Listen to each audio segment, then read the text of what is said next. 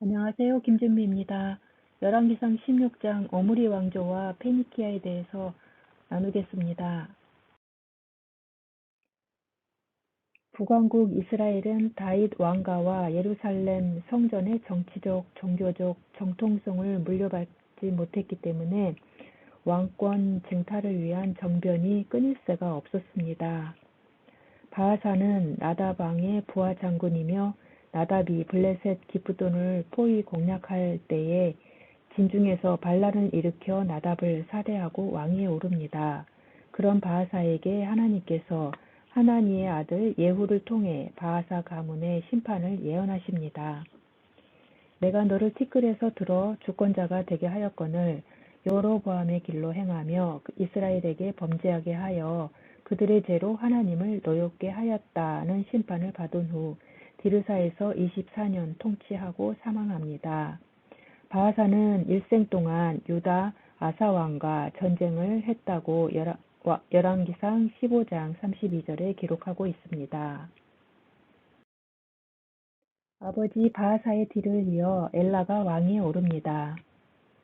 그 당시 이스라엘 군대는 기프돈에서 블레셋과 전쟁 중이었으나 엘라는 왕궁 맡은 자 아르사의 집에서 술 취해 있을 때 병거 부대 절반을 통솔하는 그의 신하 시므리에 의해 살해됩니다.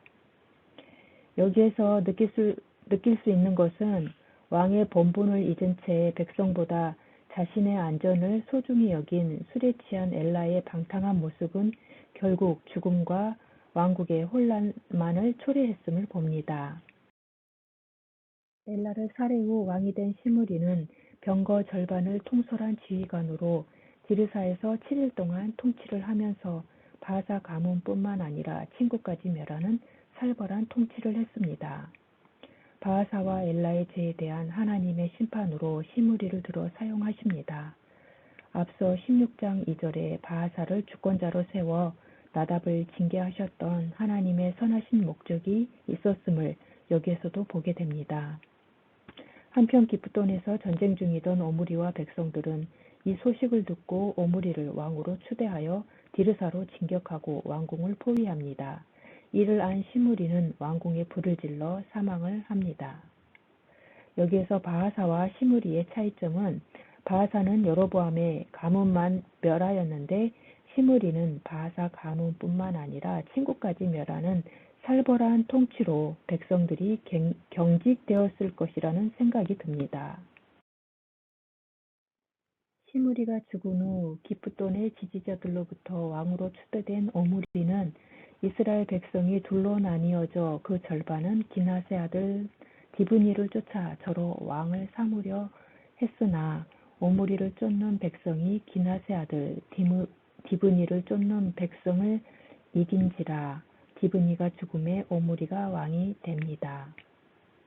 왕위에 오른 오므리는 6년간 디르사에 거주하였고 그 후 세멜로부터 은 2달란트로 사마리아 산을 구입하고 원 소유자인 세멜의 이름을 따서 사마리아라고 칭하였습니다.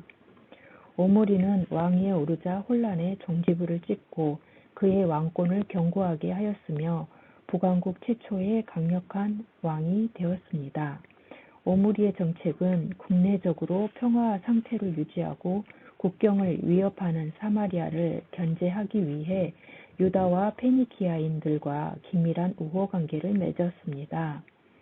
자신의 아들인 아합을 시돈의 왕 엣발의 딸 이세벨과 정략 결혼을 시킴으로써 시돈과의 동맹을 통해 정치적으로는 안정을 유지하고 경제적으로는 부를 축적할 수 있게 했습니다.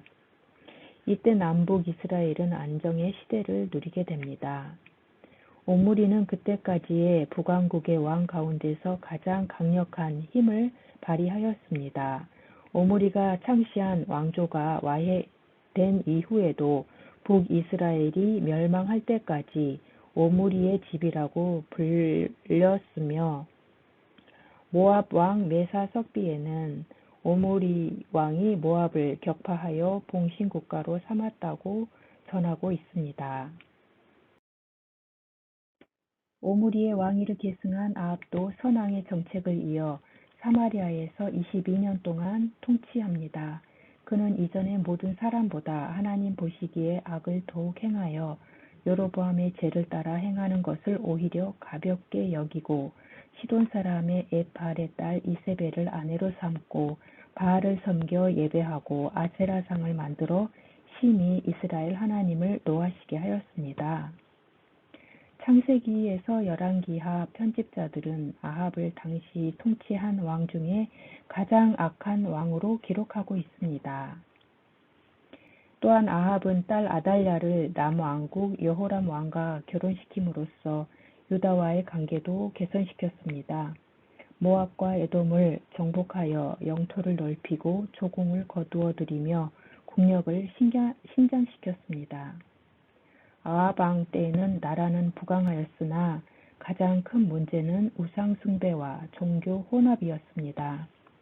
북이스라엘은 남유다처럼 야훼 종교의 중심인 예루살렘 성전이 없었기 때문에 우상 숭배가 성행하였고 아합 왕 때에 그 절정에 달하였습니다.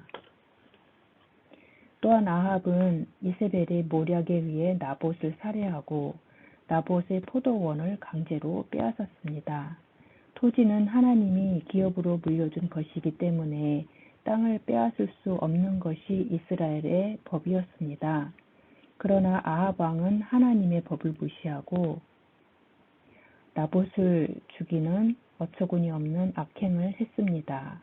지셉 사람 엘리야를 통하여 개들이 나봇의 피를 핥는 곳에서 개들이 내 몸의 피도 핥으리라 하셨다 하라고 말씀하시고 이세벨에 대해서도 성읍에서 죽은 자는 개들이 먹고 들에서 죽은 자는 공중의 새가 먹으리라 하셨느니라는 말씀대로 아합은 전쟁에 나가서 한 병사의 우연히 쏜 화살에 죽고 이세벨은 예후에 의해 처참한 죽임을 당했습니다. 이상 살펴본 바와 같이 열왕기는 신명기의 기조를 바탕으로 이스라엘이 예배의 경건과 통일성을 유지하는 데 실패했으며 이방신 숭배와 예루살렘 성전 밖 예배는 모든 북왕국 왕이 여로보암의 길로 갔다고 말합니다. 그럼에도 하나님은 이스라엘 백성들의 죄와 패배에도 여전히 개입하시고 보호하고 계심을 봅니다. 우리에게도 예배와 거룩의 삶으로 믿음의 본분을 지키고 후대에 가르치는 것이 목적이 이끄는 삶이라는 교훈을 얻습니다. 이상 마치겠습니다. 부족하지만 경청해 주셔서 감사합니다.